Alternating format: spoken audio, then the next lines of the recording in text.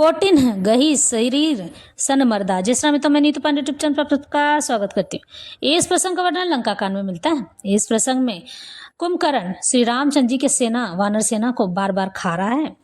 Cotton गही शरीर सन मर्दा, कोटिन मीजी मिलव मही गर्दा, मुख नासा श्रवण ही की बाटा, निसरी पराही भालुक पिठाटा, रन मद मत निसाचर दर्पा, विश्व ग्रसही जनु एहि विधि अर्पा, सुरे सुबट सब फिर हिन फेरे, सूजन नयन सुनहि नहीं टेरे।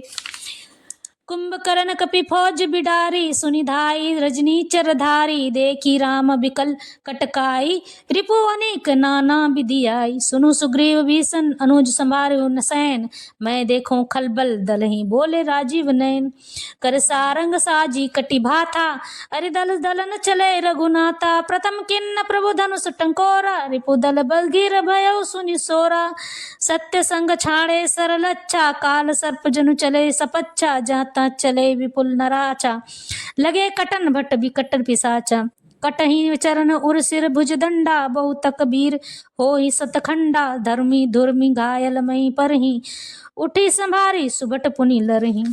इस पर करोड़ों वानरों को पकड़कर उसने शरीर से मसल डाला, करोड़ों को हाथों से मलकर पृथ्वी की धूल में मिला दिया। पेट में गए हुए भालू और वानरों के ठट्ट उसके बहुत नाक और कानों की राह से निकल निकल कर भाग रहे हैं।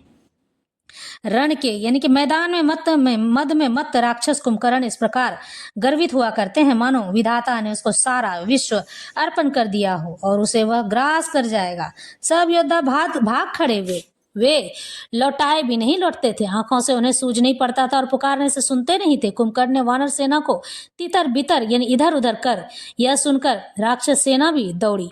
श्री रामचंद्र जी ने देखा कि अपनी सेना व्याकुल है और शत्रु की नाना प्रकार की सेना आ गई है।